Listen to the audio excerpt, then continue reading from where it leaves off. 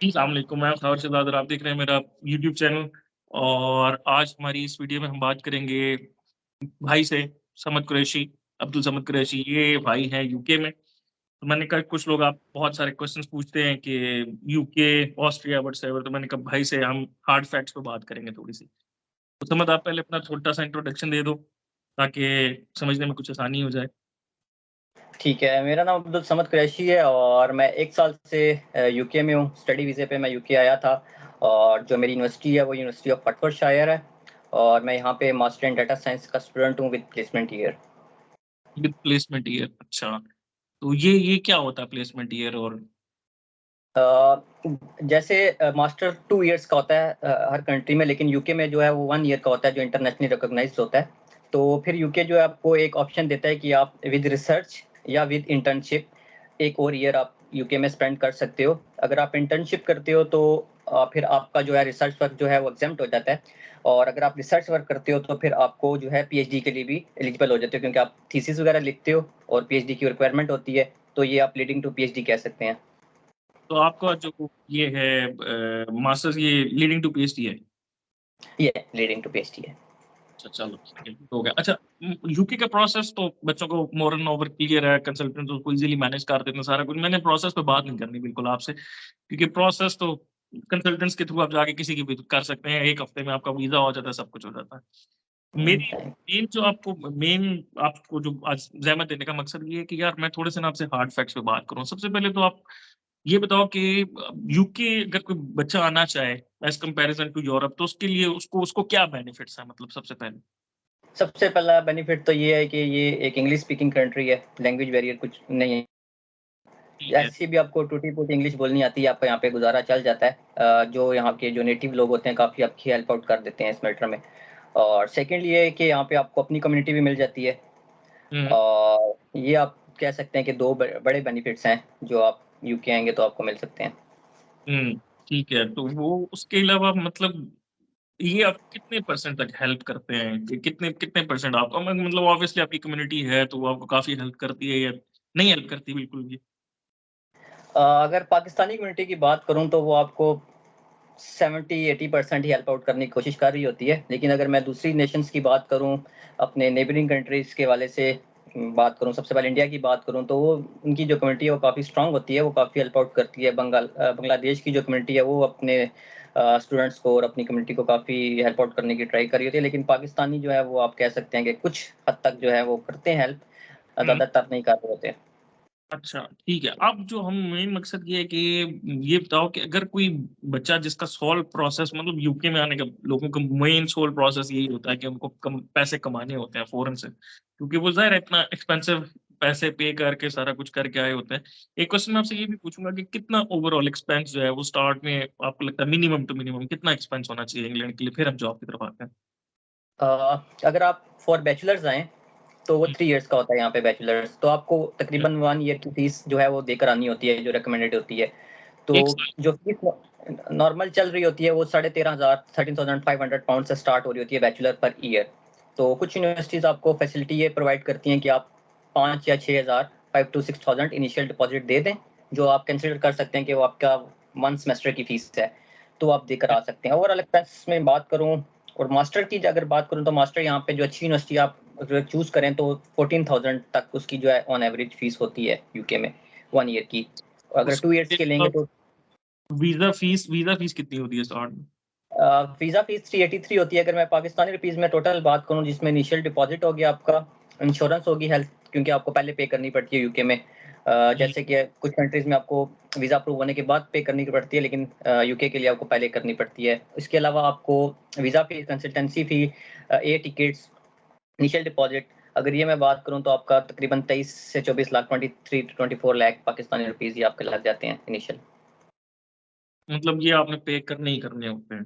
नहीं करना है, ये इसमें स्टेटमेंट इंक्लूड नहीं है, स्टेटमेंट अलग से होती है 5 मिलियन की, 5 मिलियन 6 मिलियन। ये मतलब 50 लाख रुपए आप कह रहे हो? जी, जी, 50 टू 60 लाख आपके अकाउंट में होना चाहिए फॉर 28 डेज़ जिसकी 28 रिक्वायरमेंट है। मतलब 1 तक की स्टेटमेंट। जी। हाँ, हाँ।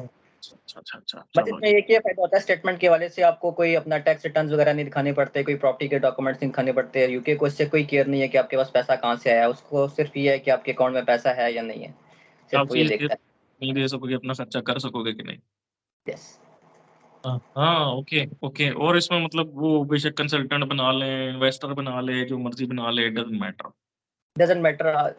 कंसल्टेंसी जो फीस है ना, बाज़ अदारे जो हैं वो आपसे बिल्कुल भी नहीं लेते। वो आपका बगैर फी लिए ही आपका प्रोसेस कर देते हैं, क्योंकि उनको यूनिवर्सिटी से कमीशन मिलता है और यूनिवर्सिटी की फीस वो उतनी ही ले रहे होते हैं जितनी यूनिवर्सिटी की वेबसाइट पे होती है, और आपने अपने हाथ से बैंक में जाके डिपॉजिट करनी होती है, कोई किसी कंसल्टेंट के हाथ में नहीं देनी होती। तो इसमें आपको कोई लेना देना नहीं होता, चाहे वो पूरी फीस ही रख ले, यूनिवर्सिटीज़ को दे दे या आधी दे दे, जितना भी कमीशन देगी, जितना भी कट दे, इसे स्टूडेंट को कोई मैटर नहीं होना चाहिए। उसने तो अपनी वही पे की है जो यूनिवर्सिटी ने बताई है उसको।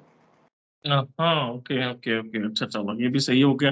तो अब हम अगर जॉब्स वाले मैटर पे आए, तो आजकल जॉब्स के क्या हालात हैं यूके में ओवर एंड ऑल? मतलब अगर कोई बच्चा आता है पहले सेमेस्टर की फी पे करके, उसने उसके बाद दूसरे सेमेस्टर की फी पे करनी है, तो वो निकाल लेता आते ही फौरन? इजीली मैनेज हो जाती है कैसे? दूसरे सेमेस्टर की फीस निकालना थोड़ा-सा टफ हो जाता है, लेकिन ये है कि अगर आप पाकिस्तान से 60 टू 65% क्लियर कर कर आएँ डिपॉज़िट अपना, तो अब बाकी आप रिमेनिंग यहाँ से 1 साल का डिपॉज़िट या 1 साल के डिपॉज़िट में से आप 65% जो है, अगर हाँ, हाँ। पाकिस्तान से पे करके आएँ, तो मतलब 1 बाकी जो है सेमेस्टर के आप 35 दे आएँ या 1 सेमेस्टर से थोड़ी-सी ऊपर आप दे आएँ और बकाया आप यहाँ पे दें? बकाया आप यहाँ से ईज़िली मैनेज कर लेते हैं। लेकिन अब जब मैं नया आया था यहाँ पे 2022 में, तब हुँ, यहाँ पे रिसेशन नहीं था, इस लेवल का रिसेशन नहीं था जो आजकल चल रहा है। तो जॉब्स की अपॉर्च्युनिटीज़ काफ़ी ज़्यादा थी, पे रेट भी सही था, जॉब्स मिलती थी। लेकिन आजकल जो है ना, वो जॉब्स की वो सिचुएशन नहीं है, तो थोड़ा-सा टफ हो जाता है स्टूडेंट्स के लिए, जो है ना अपनी फीस को निकालना, मैनेज करना। तो वो जो लड़के इस चक्कर में आते हैं कि यार इंग्लैंड जाके तो हम कमाई कर लेंगे, घर पैसे भेज लेंगे, ये कर लेंगे, वो कर लेंगे, वो मामलात क्या मुश्किल हैं? कैसे? कितने परसेंट क्या? अब वो मामलात नहीं रहे, पहले होता था कि आप थोड़ा गल्ला नहीं अब रहियां। हाँ, अब वो बातें नहीं रही। अगर वो आप चाहते हैं कि अगर आपने वो काम करना है, फिर आपको यूनिवर्सिटी से ड्रॉप आउट होना पड़ता है।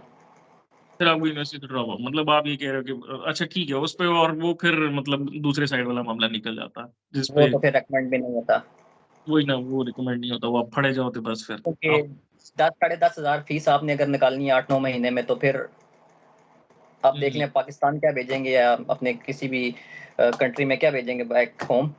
तो यहाँ पे हुँ, अपने पहले फीस पूरी करेंगे, फिर यहाँ पे अपना रेंट देंगे, खाना-पीना करेंगे, ट्रैवल महँगा हो गया है, सब कुछ डबल रेट्स हो गए हैं, तो ऑब्वियसली मैं और अब तो वो वो नहीं पाते हैं। तो जो बच्चे आजकल, पहले तो ये मसला था कि उनको अगर आफ्टर स्टडी जॉब ढूँढना बड़ा मुश्किल था। अगर जॉब मिल भी जाए तो वो कंपनीज़ वीज़ाज़ नहीं लेके देती थी। तो अब क्या सीन है? मतलब वीज़ाज़ मिल जाते हैं जो अ, लोग परमानेंट जी, सेटल अब अगर आप कोई भी डिग्री यहाँ से करें बैचलर, मास्टर्स या पीएचडी, तो आपको 2 इयर्स का पोस्ट स्टडी वर्क वीज़ा देते हैं, अच्छा, जिसमें आप जॉब ढूँढ सकते हैं। उस 2 साल में आप कोई बिज़नेस भी कर सकते हैं, कोई फुल टाइम जॉब भी कर सकते हैं, बगैर स्पॉन्सरशिप जॉब के। तो आप अपने पैसे जो पाकिस्तान से लगा के आए होते हैं, वो तो आप पूरे कर सकते हैं उन 2 सालों में। लेकिन ठीक। अगर आपको स्पॉन्सरशिप जॉब चाहिए, तो वो भी मिल जाती हैं।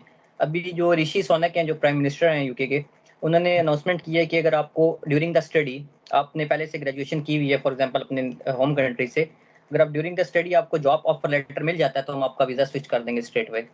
उनको कोई प्रॉब्लम नहीं होती है। अब उन्होंने ये भी फैसिलिटी दी है। सीधा परमानेंट जॉब पे। अब परमानेंट आप ऑफर लेटर लेकर आ जाएँ, अपना ऑफर लेटर लेकर अपनी फाइल प्रिपेयर करें और वीज़ा फीस डिपॉज़िट करें और आपको स्ट्रेट फॉरवर्ड 5 इयर्स का वीज़ा दे देते हैं वो। बस, तो अच्छा मतलब मामलात ये चेंज हो गए हैं बिल्कुल। जी, अभी ये न्यू रूल आया है, ये नवंबर में उन्होंने अनाउंसमेंट की है आपको क्या पीएम ने। लगता है लोगों को फ़ायदा होगा इससे कि कैसे मामलात होंगे? लोगों ने फ़ायदा उठाया भी है और नहीं भी उठाया। फ़ायदा इस सेंस में उठाया है कि इन्होंने जो स्टूडेंट्स ने वीज़े स्विच किए हैं, वो केयर होम के वीज़ों पे स्विच किए हैं। केयर होम से उन्होंने ऑफर लेटर्स लिए हैं। केयर होम्स में आपको बता दूँ कि आपको ओल्ड एज पीपल को या जिनकी डिसेबिलिटीज़ होती हैं, उनको सँभालना पड़ता है।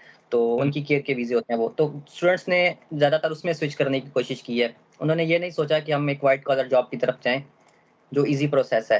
व्हाइट कॉलर जॉब आप इंटरव्यू दें, ज़्यादातर इंटरव्यू देने से डरते हैं स्टूडेंट्स और हुँ। इस वजह से वो केयर होम की तरफ भागते हैं। तो वो एजेंट्स वगैरह बैठे होते हैं, वो इनसे अच्छी खासी अमाउंट लेते हैं और इनको ऑफर लेटर ले देते हैं जॉब का। तो आप इज़िली स्विच कर लेते हैं वीज़े को। तो मतलब वो वाला काम नहीं है कि अगर आप अपने विल पे जाओ, जॉब ढूँढो, आराम से कुछ करो, उसके लिए ज़रा एफर्ट लगती है, तो ज़रा शॉर्टकट ढूँढते हैं लोग। शॉर्टकट ढूंढते हैं, एफर्ट करें तो मिल जाती हैं जॉब्स, ऐसा नहीं है कि जॉब नहीं मिलती, व्हाइट कॉलर मिल जाती हैं। चलो ये भी अच्छा है। तो और बाकी अकोमोडेशन के क्या मामला आते हैं आजकल? Accommodation how expensive it is, how good to अगर आप फाइंड हर बार? ठीक है, अगर आप लंदन में रहें तो इट्स वेरी कॉस्टली। आपको पता है कि दुनिया का सबसे महंगा कैपिटल वही है। तो हम अकोमोडेशन अगर शेयरिंग पे आप रहें, कुछ स्टूडेंट्स वगैरह फ्लैट वगैरह लेके या किसी के साथ रूम वगैरह शेयर करके रहें, तो लंदन में आपको 400 पाउंड्स ईच पे आता है, बेड हाँ। स्पेस आप जिसे कह सकते हैं। तो हम्म, अगर आप सेपरेट लेना चाहेंगे तो वो अभी मेरी बात हुई है एक अपने फ्रेंड के साथ, वो लंदन में रहता है, मैं तो आउटर लंदन हूँ, तो उसने मुझे बताया कि उसका रेंट पहले 500 पाउंड था, but now it's increase to 650 pounds ऐसे ही पर। ऐसे ही ऐसे ही मेरे अपने घर का रेंट बढ़ गया है 100 सवा 100 बिकॉज ऑफ जिस इन्फ्लेशन। ऑलरेडी रिसेशन की वजह से, तो ये है कि 650 पाउंड्स अगर आप सेपरेट रहना चाहते हैं, और अगर आप शेयरिंग में रहना चाहते हैं तो आप 400 तक अच्छी आपको अकोमोडेशन मिल जाती है। 650 के साथ आप कहते हो कि अगर कोई पार्ट टाइम जॉब करे, पार्ट टाइम जॉब अलाउ कितना होता है स्टूडेंट को? वही 20 आवर्स? 20 आवर्स अ वीक और 80 आवर्स होता है आपको जब आपकी क्लासेस होती हैं, और ऑफ टाइम जो हॉलीडेज पीरियड होता है उसमें आपको फिर मैक्सिमम जितना आप कर सकते हैं वर्क आपको अलाउड होता है। 20 आवर्स वीक करके अपना खर्चा निकाल लेते हैं, पूरा खर्चा and plus fees and all, थोड़ा बहुत? अगर आप 20 आवर्स वर्क करें यूके में, तो जो गवर्नमेंट का वेज है मिनिमम वेज, अगर मैं उसको लेके चलूँ वो 10.10 है, 10 पाउंड और 10 पी, ठीक है, हम्म, वो पर आवर आपको मिलता है। तो एक स्टूडेंट अगर 80 आवर्स वर्क करे तो वो 850 830 पाउंड्स तक पर मंथ अर्निंग करता है 80 आवर्स ठीक। जॉब करके। तो और दिस आप देख लें 650 आप रेंट दे दें, अगर आप शेयरिंग में भी रहें 400 वहाँ पे दे दें आप, तो बाकी आपने खाना पीना क्या करना है और बाकी ट्रैवल एक्सपेंस आप देख सकते हैं कि आप फिर इसके लिए स्टूडेंट्स जो है ना थोड़ा सा दूसरा वक्त निकाल अरे लेते फिर हैं। फीस निकालना तो बहुत मुश्किल है। अगर आप 600 700 लाइट से इतना एक्सपेंस कर रहे हैं तो उसके बाद फीस क्या निकालेंगे आप उसमें से? फीस क्या और निकालेंगे, अगर आप इसलिए 10 हज़ार स्टूडेंट्स जो हैं आपने पे करनी है तो उसका मतलब ये है कि हर महीने आपको 1,000 यूरो बचा, 1,000 पाउंड बचाना है, 850 तो बचाना है तकरीबन। 850 सूरत आपको बचाना है। रेट 50 आपकी इनकम और रेट 50, मतलब इट्स गेटिंग डिफिकल्ट। फिर उसके बाद बच्चे जो हैं वो दूसरी साइड पे भागते हैं फिर सारे। अगर मैं ऑन एवरेज बात करूं कि एक स्टूडेंट यहाँ पे कितना अर्न कर लेता है, तो वो 1600 टू 1700 पाउंड ही अर्न कर पाता है हर महीने मिला के, जिसमें आपका वो 20 आवर्स पे इंक्लूड है और दूसरे आवर्स पे इंक्लूड है। तो हम्म। आपके 1600 1700 पाउंड्स मैक्सिमम एक स्टूडेंट यहाँ पे ऑन एवरेज बना रहा होता है। तो उसके साथ अगर आप बाहर वाले जो बच्चे जो काम करते हैं साथ या कुछ आगे पीछे, तो उस पर एजुकेशन कितनी इफेक्ट होती है? लेट सपोज कि अगर आप इवन लेट सपोज आप 20 आवर्स ही कर रहे हो, दिन में आपने यूनिवर्सिटी जाना है, शाम में आप काम करते हो, आपकी एजुकेशन पे कितना इफेक्ट पड़ता है? यूके में एक ये अच्छी बात है कि आपको डेली यूनिवर्सिटी नहीं जाना होता। अगर आप मास्टर के स्टूडेंट हैं तो आपको वीक में 1 डे जाना पड़ता है, या मैक्सिमम 2 डेज आपको यूनिवर्सिटी होती है, आपको हम्म, डेली यूनिवर्सिटी नहीं जाना होता। और अगर आप बैचलर के स्टूडेंट हैं तो आपको 3 डेज जाना पड़ता है, तो आपके पास फिर भी 4 डेज अ वीक होते हैं जिसमें आप काम कर सकते हैं। अच्छा ठीक है, फिर मतलब एजुकेशन पे आपके इफेक्ट नहीं होता ऐसा? एजुकेशन पे इफेक्ट नहीं होता। हम्म, चलो ये ठीक है। चलो थैंक यू सो मच यार। समझ, अगर किसी मेरे या किसी भी बंदे ने आपसे रब्ता करना हो तो मैं उनको आपका कॉन्टैक्ट शेयर कर दूंगा। ने बहुत अच्छी जी इन्फॉर्मेशन दी बच्चों को और बहुत अच्छे से गाइड किया। आई थिंक कुछ और क्वेश्चंस होंगे तो फिर हम दोबारा कुछ सेशन कर लेंगे इंशाल्लाह। तो इंशाल्लाह। बहुत शुक्रिया आपका एक दफ़ा फिर से। Thank you so much. मेरी तरफ से थैंक अल्लाह हाफ़िज़ सबको। अल्लाह हाफिज़, थैंक यू सो मच, अल्लाह हाफिज़। चीयर्स।